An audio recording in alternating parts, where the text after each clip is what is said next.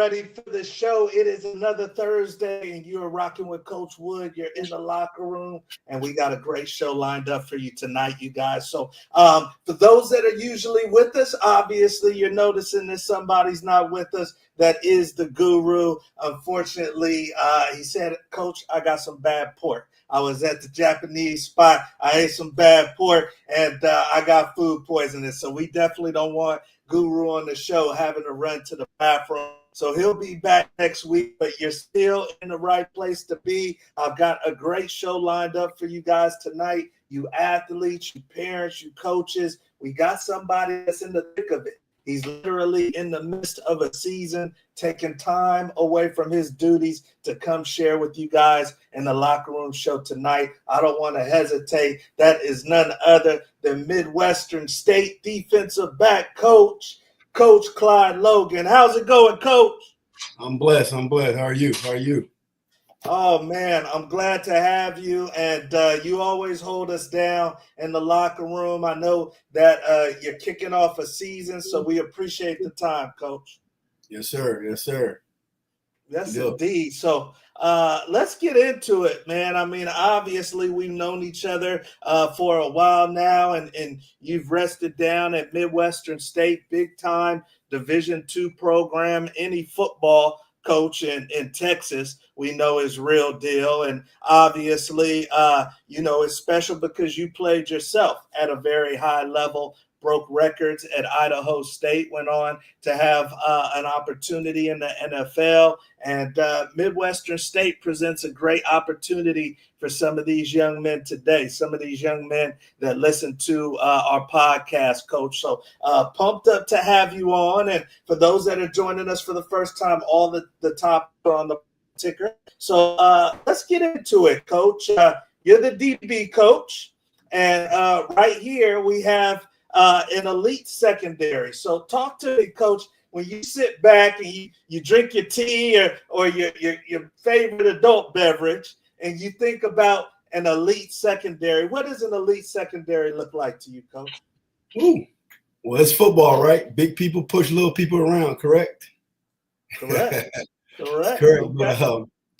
But when I think as far as elite secondary, has a hold, not individually, with the whole recruiting stuff, everybody want the pretty guy, this and that, but when I break it down a little bit as far as secondary and the hold, the number one thing we think about, I would think about is probably discipline, okay? Communication, that's one of it, okay? Elite secondary, them brothers, them 4 or 5 guys back there, they always got to communicate. Everybody got to be on the same page. Okay, everything starts with a little thing with your alignment, assignment, then it triggers down to as far as, with your brothers and stuff like communication. So communication is number one. Okay, all right. The other one is I tell my guys as far as elite, secondary, them guys move around, as far as with that hair on fire. Okay, so guys running to the ball. Understand what I'm saying? I lose sleep at night when I see my DBs not running to the ball. Okay, I can't sleep at night at all. So that's another attribute as far as, elite secondary in the back end. Communication, running to the ball, that's running, full speed, okay? And also elite secondary, they got to have great ball skills, okay? Some of us have it as a blessing. Some of us got to work on it to improve on it. And some of us, we just got to work a little harder to get there. But guys in the back end, they got to have, elite ball skills. Understand what I'm saying? So that's on the coaching part. Come in there. If you're lacking that a little bit, you can help out with your guys with ball drills every day, almost like they're, receivers and stuff like that. You see what I'm saying? Okay. But those are some of the key things when I think as far as elite, not only the college level, but, also the pro communication, guys running to the ball. All right. If they're running to the ball, you're eliminating big plays, correct? You eliminate big runs, that kind of deal. You're creating turnovers, when bodies around the ball, you're going to create turnovers. So those are some of the key things I might look for right there, just as far as secondary in a whole, as far as above average, as far as elite. What's up? Okay. Now, are these things, Coach, you can see on the high school film or the junior college film, or is this something that you got to wait and see till the boy gets on campus? Some of these things you can spot it on film.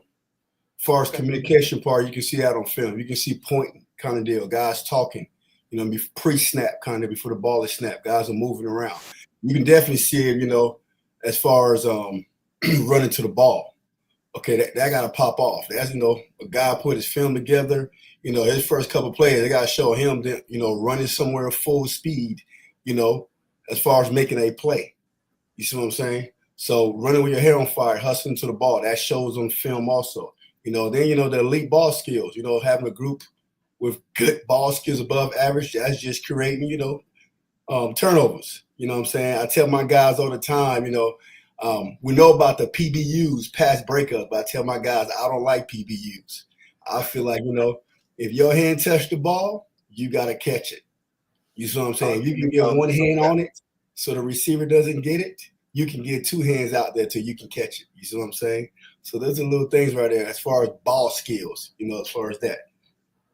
I love it, Coach. I love that right there. And you guys are getting a glimpse into what he's looking for when he's cutting on the tape and he's evaluating you guys. So this is going to be valuable tonight, and I appreciate you sharing that, Coach. As we get into the show, we see some people joining in. Of course, Big Ruck joining us. He says effort across the board. That's what Coach is looking for, 100%. Salute to the locker room. We got the great Coach Hughes coming in saying drive stoppers. Yes, those third downs are big, you guys. You get the PBUs, interception. Coach saying I don't like PBUs, but third down stops are big. And then, of course, Coach Foss coming from down south saying, good evening, gentlemen. We love you, Coach. Thank you for joining us. So, no, that's great information. And once again, this is big-time football, you guys. He's down in Texas. They're not playing around. If you're not ready to go, they'll send you home. There's a lot of competition at a school like Midwestern State. They're giving out real money. So if you guys want an opportunity,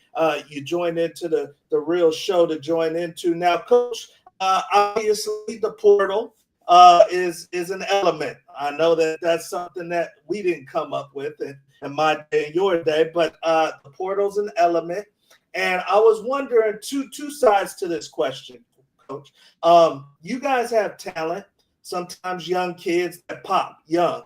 Have you guys noticed bigger schools trying to come down to coach your athletes? And then on the flip side, Coach, what's MSU's philosophy as far as, do we go get a high school kid or JC kid to fill that position, or should we look in the portal? What's your philosophy on that? Well, I got here at Midwestern State in January or so. That's right. And over here, as far as recruiting wise, when I first got here, we was very hot on the portal because we have hit on the portal and we have missed on the portal also. Okay, so just experiencing the portal in my last school, we really didn't dab into the portal too much. It was more as far as on the JC level in high school. Okay, so over here when I got here, it was more of we got to get a dude. You know what I'm saying? We got to get a dude that's ready to rock and roll right now. And we got to pay him to come over here and compete to play right now. Okay.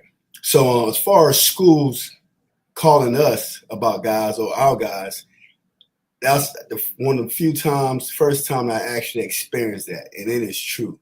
I got FBS schools calling us saying, and they're calling poaching. They're trying to get our kids. And they're not secretly doing it either. They're letting you know, like, hey, coach, you know what I mean? We're looking at y'all roster here and there. It's a guy over there we might be able to take or something like that. And they're being honest with you, okay? And I can't fault them for that either. You see what I'm saying? It's a business. It's a business, So, I know right now we got a kid. I'm not going to say his name, but we got a kid right now next year who's a great player for us. But he's going to be a guy that's probably going to get poached next season. That's probably going to be at a FBS school for us, okay? For that school, he's going to get recruited. He's going to get picked out. And then we just got to, as far as adapt and go recruit and get somebody else just like him. So schools have reached out to us and said, hey, coach, hey, we're looking at this guy. What can you tell about him? This is a guy that we feel like we want to get off your roster. You see what I'm saying? And also have came to it where myself, I'm adapting also. These team coaches, I'm reaching out to them like, hey, coach, is there a guy over there, that might not be an FBS guy, that might be an FCS guy that can come here and make an impact? That's probably going to get in the portal also, coach. Is that guy you can shoot me? And coaches have shot me names. Like, yeah, this is the kid right here. Get on him right now. Keep an eye on him. Yep. He's probably going to get in the portal. Get on him right now. And we call the kid up, and the coach is on our side, and he's telling that kid to come to us. You see what I'm saying? So they have worked both ways. You know, we have coaches ask about our conference. I mean, I'm not going to say a school, but there's been a school in our conference where, you know, we were like, oh, you probably want to check out this school right here. And then they'll go out and check out that school. And before you know it, that player is not, he's at an FBS school. You see what I'm saying? Because they come out what's best for the kid. And also it's a business, like you said, for the school also. Because if that kid can make an impact at a higher level, they're going to come get him. You see what I'm saying? And us as a program, we can feel a certain way about it because it's a two-way street. They're helping us out also. You see what I'm saying? Let me ask this, Coach, because this came to mind as you were speaking. As a coach, and that's why I love having you on, because I know you actually care. You know, you're a former player. You know where these kids come from. You care about these young men. You're in their homes. You're talking, I know it may not be at Midwestern State yet, but you're used to being in homes, talking to parents, what have you. Is it harder to go all in on a kid during recruiting now, or giving him that extra love or that extra mentorship because he may go off, or is it the same ball game? Is it for you or for other coaches? I think for me, I think it comes down to the coach and the program. For me, I'll go all on the kid, because if I feel like if I can coach a kid up, a freshman kid or a sophomore kid, no matter, or been for me for a year and a half, and he work his butt off, and he is good enough, and I know what a Division I player look like, a Division I DB look like, and I feel like he can compete at that next level, and that next level is most likely can give him a full scholarship and more for him to go in and play and better himself and his family. He need to take that. You know, he don't need to be at Midwestern State, especially if I know that he's good enough to play at that level and he put in the work. Now, you're going to know some guys that are not. They're just there, and they might have a good season here and there, so they feel like they're good enough, but they're really not. So I'm going to give a kid a realistic advice. You see what I'm saying? I'll be like, you know what, man? You're ready. You can play over there. You're not just going to be a guy, you see what I'm saying, that can go in and just be special team. You're going to be a guy that's probably going to compete to play. And if they're going to give you a full scholarship, and I can see you playing for that team on that roster, I think it's okay for you to take that chance. You see what I'm saying? So every kid is different, that kind of deal, and every coach is different also. You see what I'm saying? And that's the way I see it. No, that's beautiful, and that's why we love having you, and I'm always talking to you about athletes, because I know you want what's best for the athlete, and some coaches don't think of it that way. So thank you for sharing that, and it's a new day and age for you guys listening. He said right here that they're talking to Division I programs trying to get their players. So if you're a D2 kid, be ready. And then they're talking to D1 schools and trying to get talent from them too. So it's a two-way street. I appreciate you sharing that, Coach. We're on to our next topic. And once again, you're rocking with Coach Wood, and you got Coach Logan, DB coach, big-time D2 Midwestern State. Unfortunately, Guru not with us. He'll be back next week, you guys. But this one's interesting, Coach, and I did want your opinion on this. Obviously, we're always watching what the NFL guys are doing. We all know King Henry, and he has a little bit of a fumble problem, Coach. I think 3 fumbles in the last 2 games. The last one was deadly for the Ravens as far as trying to come back against the Lions, Coach. And I wanted to ask you, and you're a great person to ask this to, since you're coaching kids now, how much leash does somebody get? You know, obviously he's the big paycheck on the roster outside of Lamar, so he's going to get a little extra leash. But can he have 2 more fumbles in the next game? Can he only have 1? How does a coach determine how much leash a guy has? And that's a tricky situation. Like you said, it depends on that player too, though.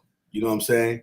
I recall, I can think, you know, sometimes, you know, we are humans, even the great ones, you know, we're getting a little funk, you know. And I recall some of the young folks might not remember. I recall my man, what's his name, Barber, Tiki Barber, right, running back for the Giants. You know, he was in that funk too, correct? And, you know, everybody was calling for his head. High and tight. He don't want to buy the whole high and tight deal. I mean, he was in a big funk. I mean, he fumbled more than, like, I don't know what. And it's a Hall of Fame running back.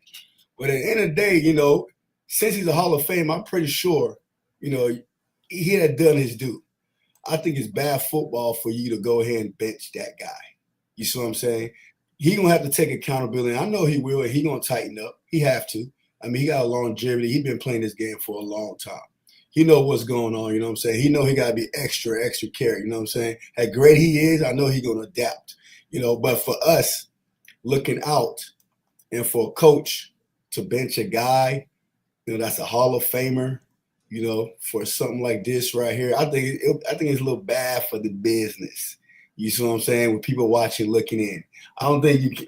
I think you just, you know, you limit a couple of things. But as far as benching, I won't say you bench them. You see what I'm saying? Not King Henry. Okay, there's some guys, you know, that you know, okay, average in there, you know, that might do this and that. But King Henry, he been doing this for a long time. He ain't been in a funk like this for. I can't remember Henry cuffing the ball up like this. You see what I'm saying? I think they had 960 carries before the last one where he had multiple fumbles. So this is obviously something you don't expect from him. But this is good to talk about, Coach, because the kids are wondering. They may see where you're at, Midwestern State. A young DB may see this DB get toasted and you stay with him, and he's wondering why he got extra leash. How do you work that at your level, Coach? At my level, like I said, it is, you know, you got to go for consistency also. That person that's, you know, that's giving up that play, okay? What have he done? Now, if he's just a guy that you transfer in there from a big school and he's in there and he's giving up big plays, well, you got to go to the next guy. You see what I'm saying? He haven't set the tone over there for you to give him that long leash. You see what I'm saying? But if you got a guy that's a senior that have put in that dude that's an All-American for you for a couple of years now, for a long time, and he's in a funk, and he having a bad couple of games, you know, that's where you got to really pull him down. That guy's part of your program. That go a long way. You send a big message right there. You see what I'm saying? And the bigger message is, you probably got to, you know, you and that guy got to, you know, that's doing that. He consistently been doing that. Have a long deal where he had a long history where he been pretty successful for the program. You got to have a long, you know, sit down, film study, extra work in afterwards to improve that. Or maybe you as a coach, you got to make adjustments. Okay. So he's not in that position to give up that big play. You see what I'm saying? You know, but that's a good point. You got to make adjustments on the fly a little bit. But if he done his due and he's a senior and he have done great things for the program, he's been showing that consistently. He's one of your top ball player of the year, but he's in a funk. So you got to help that man get out that funk. Okay. So it depends on the player. Okay. And how long he been consistent and how he have done for the program. Because if you do great things for the program got to pull back and do great things for you. I love it right there. And that's why we want to have Coach Logan on, you guys, because he's going to keep it a buck with you. And what he's saying is, what have you done for me lately? This is an individual case basis that we're evaluating everybody. If you've been hardcore going at practice, if you've been an All-American, all-conference making play, you got a little more leash. That's what Coach is saying. So don't question Coach, and he knows what he's talking about. I appreciate you sharing that. We are on to our next topic, ripping and running through this locker room show. Once again, we'll have the great Guru with us back next week. But this one, Coach, has been on my radar, big one. And I don't know how much you've been into it, Coach, but flag football is taking off like a rocket. And the thing I love about it, Coach, is that the ladies have really taken hold of it and ownership of it. And it's just an amazing sport. I used to play it. Now, Coach, it's getting to the level where NAIA programs are having teams, and bigger schools are thinking about having teams. And it's just one hell of a sport. It's going to be in the Olympics 2028. You could get a gold medal playing flag football, Coach. So my question to you, Coach, was, will we ever see a day and age in Coach Logan's mind that we would have big Power 4 flag football, where we would see, like this weekend, a Penn State versus Oregon girls flag football, or an Alabama versus Georgia guys or girls flag football? What's your opinion, Coach? Do we ever see Power 4 flag football? And if so, how soon? I think so. Okay, Okay. I'm serious. I think so. I can't tell you when, but I think so. Because this right here, because when I think of flag, because I did it myself when I was done playing, and I used to call myself a weekend warrior. Okay, those are weekend warriors. You know, when we ready, you don't practice. You don't practice throughout the week.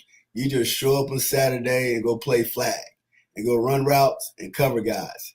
You know, and it been getting over the years. That been getting popular. You know, from an amateur standpoint.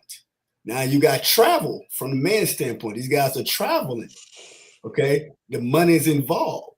Okay, money is involved in this also. Now, when we look at TV around the Pro Bowl, you see these older guys, they're playing flag. I recall the Pro Bowl weekend, I'm watching Michael Vickers. Somebody's in there throwing the ball. They're playing flag over here. You see what I'm saying? So it started being more entertaining and stuff like that. I mean, one time I didn't catch it on ESPN, but I wanted to watch to actually see this flag football that these retired NFL, Chad Johnson, my man Ocho Cinco, them boys was on there. So I'm like, oh, what is going on here? So it started to blow up a little bit. So it started to blow up. Money get involved also. It's part of the entertainment deal. You see what I'm saying? It started being a little entertaining.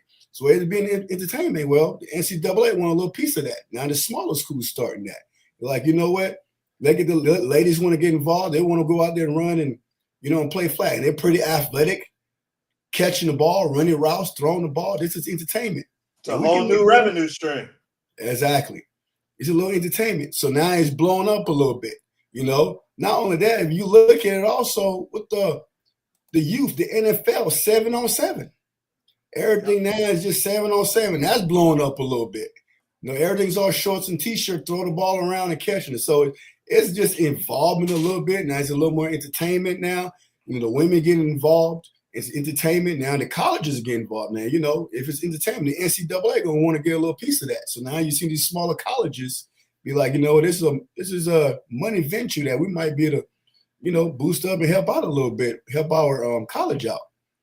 So I'm not surprised. I won't be surprised years later where, Ohio State or, the Big Ten, SEC or something, they have a women flag football.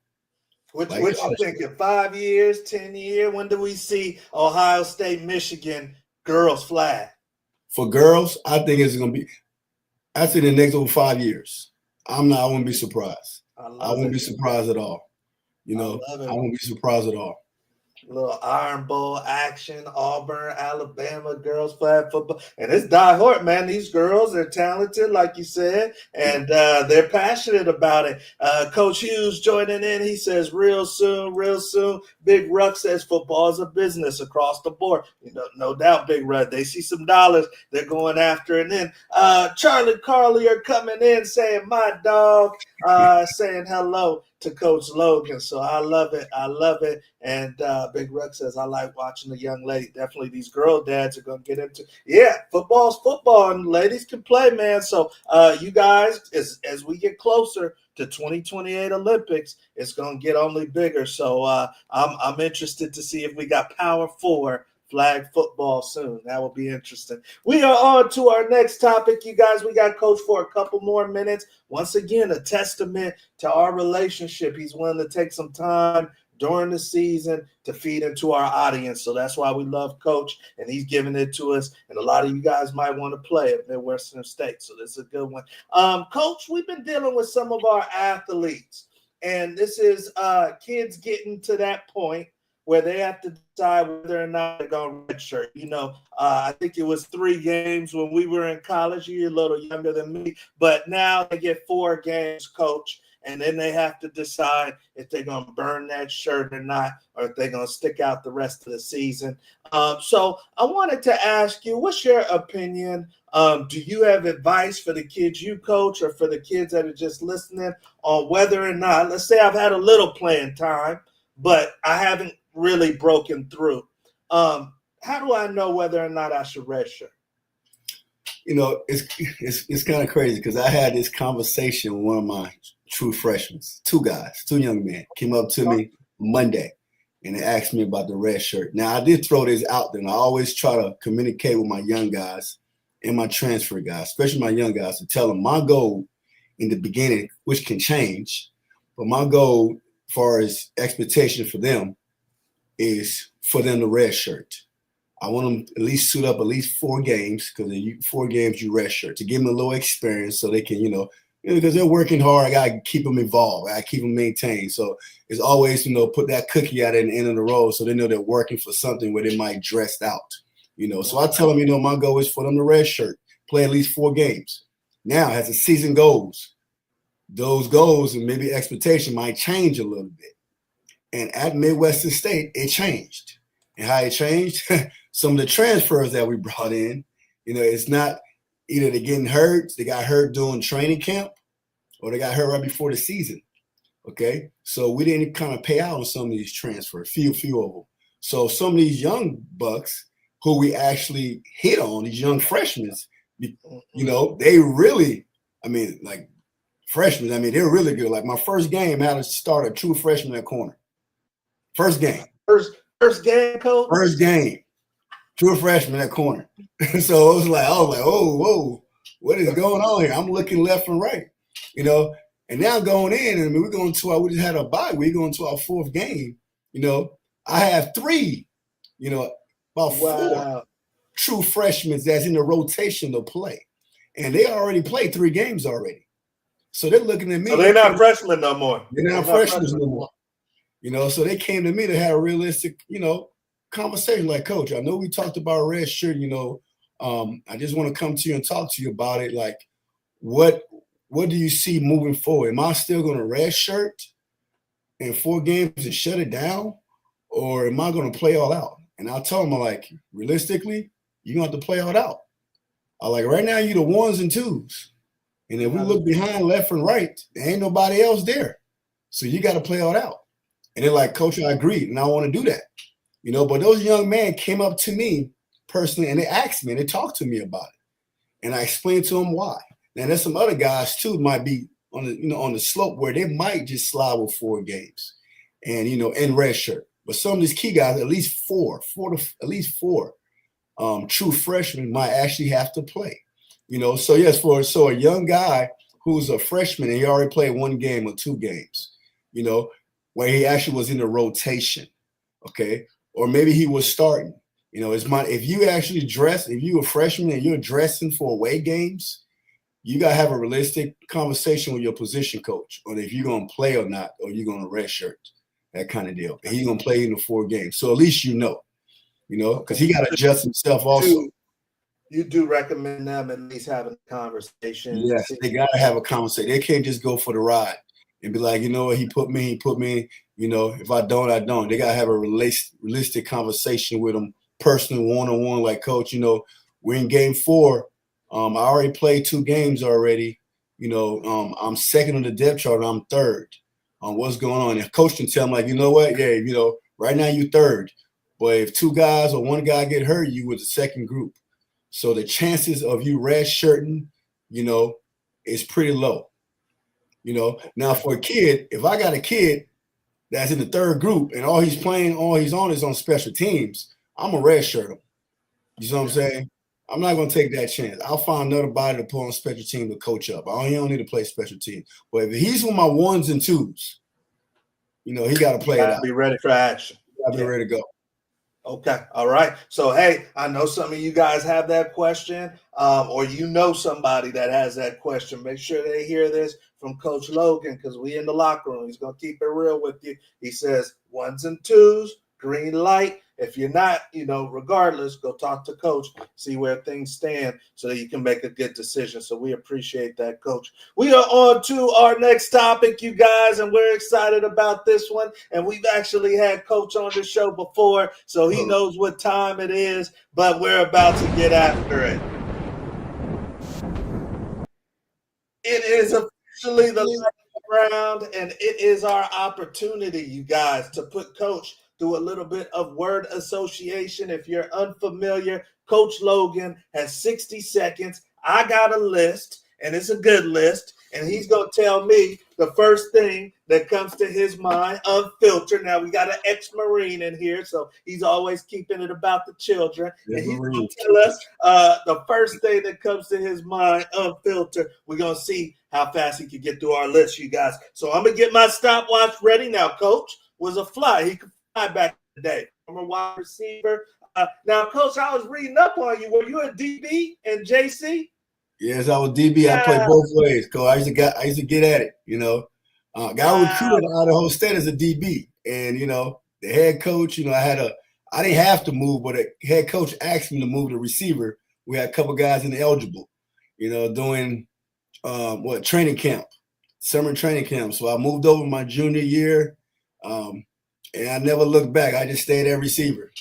Started my junior year, started my senior year, and I didn't look back. So some of you kids, dual threat, you're on both sides. You're wondering, let it play out. Let it play out. Play on both sides as long as you can, like Coach. And then he got his opportunity because somebody wasn't ready. I love it, Coach. So let's get after it, you guys. We got the lightning round. I'm getting my stopwatch ready. You see, we got Coach at zeros right there, and he's got 60 seconds. Now, if you're joining us for the first time, he gets one for tech delay. He gets one for tech delay. Now, Coach, our number's 14.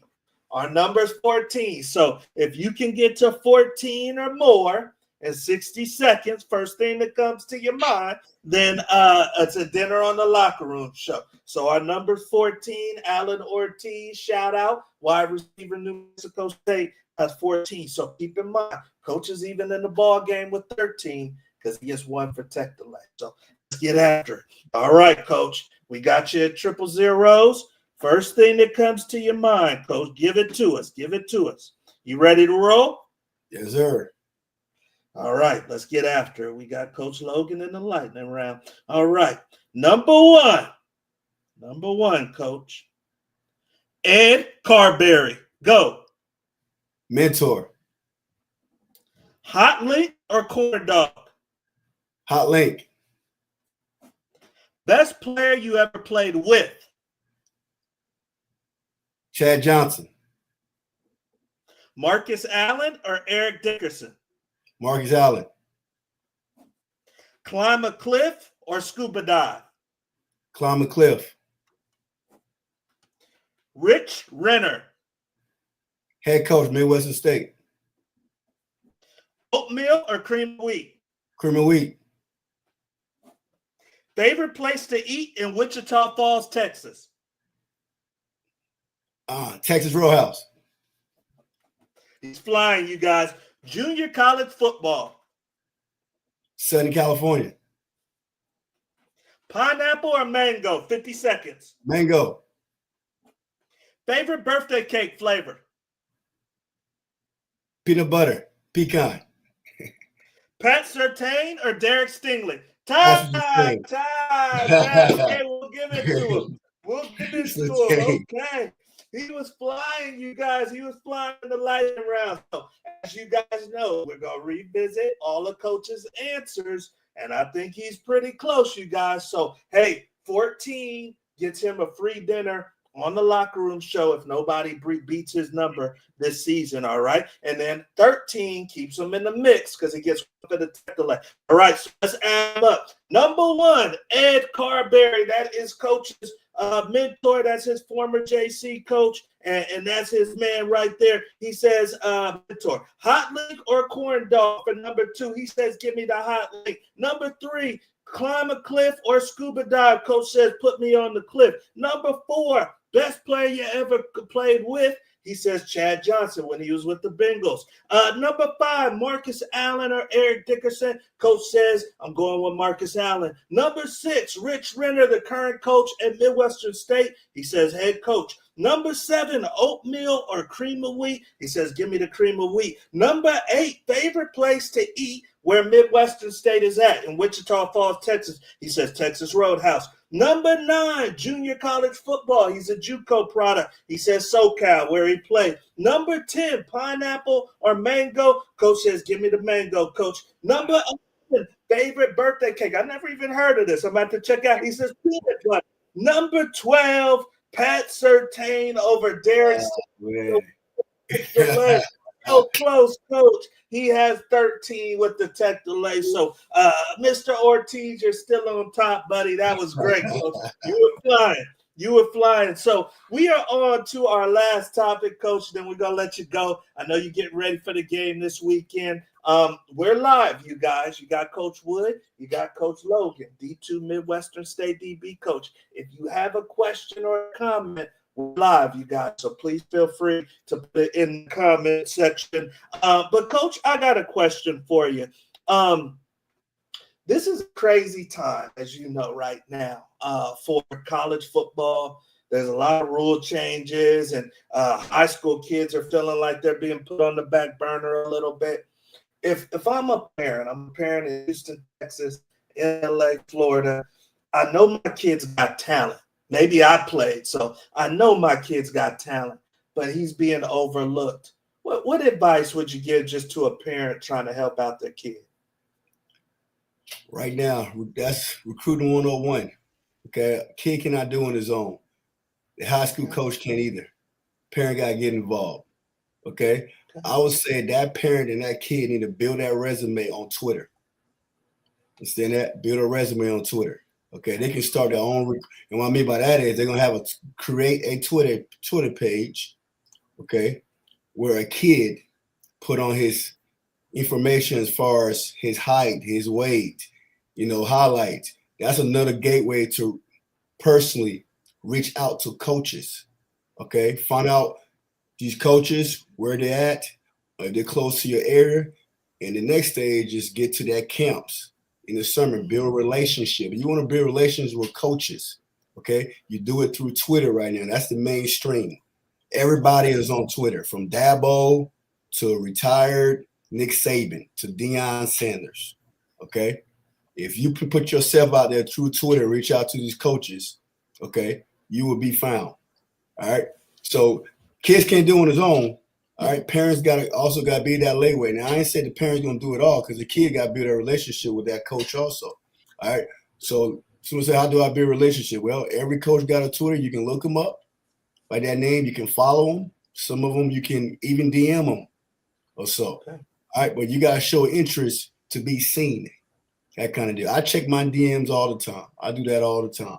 I'm on it all the time. I'm looking for kids and stuff like that. I might not see every kid, but sometimes Twitter, I done found some diamond in the rough through Twitter. And I've been blessed for that. I've been blessed to see that. So that's one way. It's how you get yourself out and get more exposure. And right now, Twitter is probably the lead way for you. So. I love it. I love it right there, Coach. And we've been in contact for years, and you've always, like he says, some of them will never get back to you. Coach is on the prowl.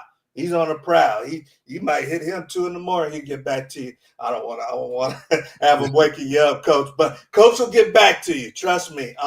And that's valuable. You guys at least get some feedback. Have your Twitter profile. Coach, tell me this before I let you go. Have you ever looked at someone's Twitter and said no? Maybe you liked the film, but there was something on Twitter that turned you off?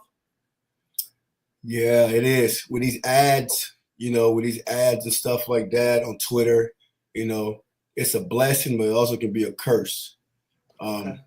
I can follow a kid. I can see a kid film. We're communicating. We're talking. I like him and stuff like that. So I follow him just to keep track with him to see, how his season is going. And then I get a feed pop or some retweet that show up on my news feed, and it's very inappropriate. And, is this kid have retweeted or he liked it, so it show up on my deal. And I'm like, whoa, this is not good news. That's not the way you want to roll. That's not, it shows character right there. It doesn't show a very good character right there. So Twitter can be a blessing. Also, it can be a curse. That's another way I'm going to do my research also on a kid. Besides talking to his coach, I'm going to look at his media. I'm going to see who he's following. I'm going to see where he's liking, where he's retweeting, that kind of deal. Because that tell me that's the type of person he is, where he's listening to, that kind of deal. The whole 9 yards is there. Twitter is like your resume. You see what I'm saying? That's like your resume. And what you liking and what you tweeting, it tells you what type of person you are and how you live your life. And that can be a turnoff for me. And vice versa too, right? Maybe you're kind of on the fence about a kid and then you really like what he's posting. Exactly. Or vice versa. If I look at a kid media on his tab on the media on Twitter, and I'm looking, and he got some positive stuff. He's looking at stuff from, some drills, some NFL guys. He's retweeting it. That tells me that he's a student of the game. He's watching his NFL stuff. He's liking it and stuff like that. And he's retweeting it. That tells me that he loves football. That kind of deal. But if I look at your Twitter page and you don't have too much stuff about football on there, it's basically about other entertainment. That kind of deal. That really doesn't tell me much as far as, do you love football, or are you a good fit for our program? You see what I'm saying? Because we run a tight shift over here. We can't get anybody over here. The head man run a very tight shift.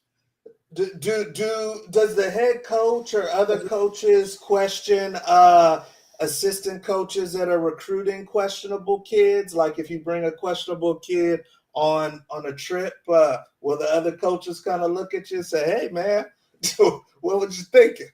Yeah. I mean, we trust each other. You try not to. Yeah, we trust each other. It's probably rare. Yeah, we trust each other. We all watch film together on the kid and his social media. So if someone scoops something out that's a little fishy, we be like, nah. We also Google kids too. We Google transfers. We go online, we Google their first and last name. We find out where they're coming from. The school, we reached out like, oh, okay, let's see if we know any coaches on the staff real quick before we contact this kid. And we looked, and then we see a coach on the staff. We contacted that coach right away. Hey, coach, how you feel about this kid right here?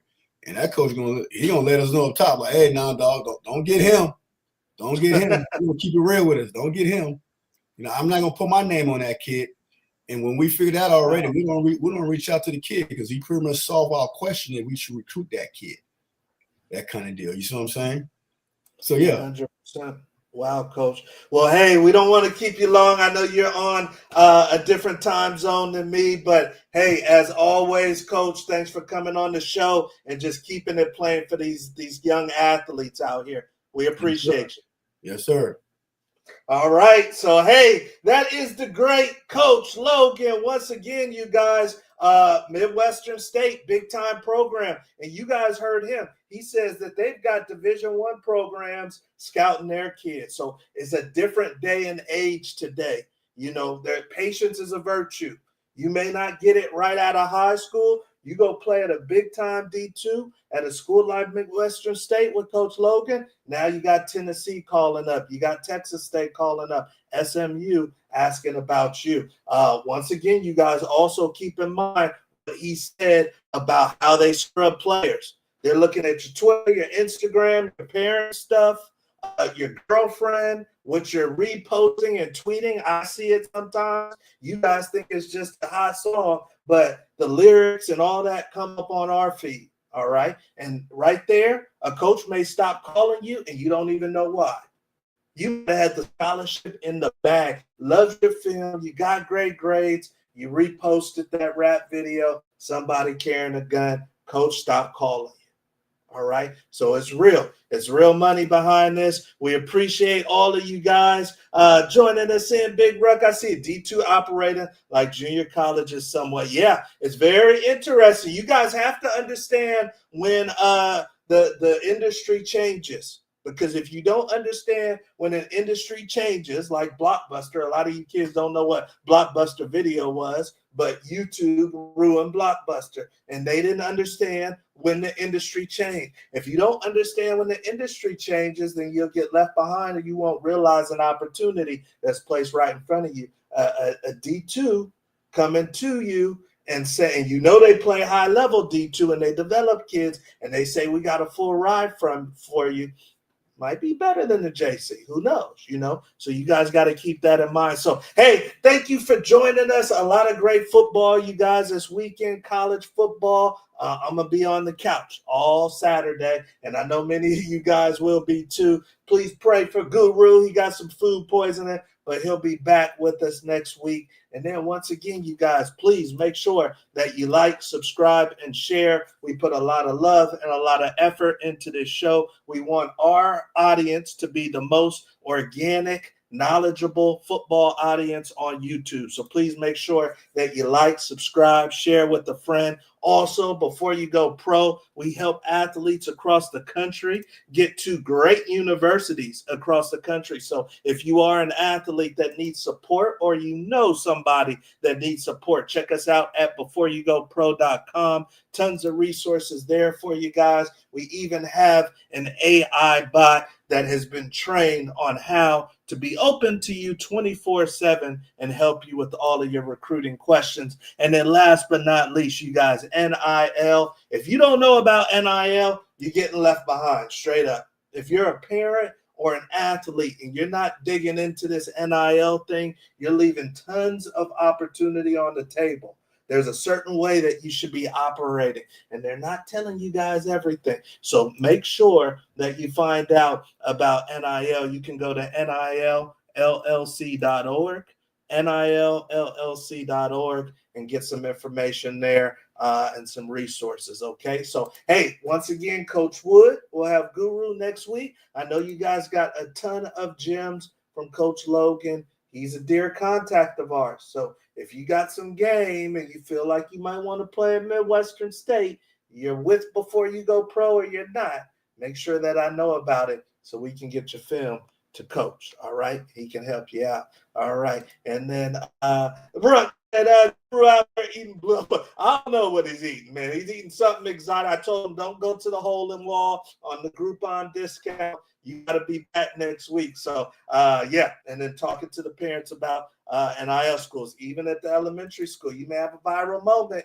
You may do a half-court shot that goes viral. Now people want to use your shot for a commercial or something. So be ready for NIL, baby. All right. But we teach you guys how to do it entrepreneurially too. So, all right. That's it for tonight. You guys enjoy football this weekend. If you're playing, stay safe, make plays. We'll see you at the top. You guys have a good one.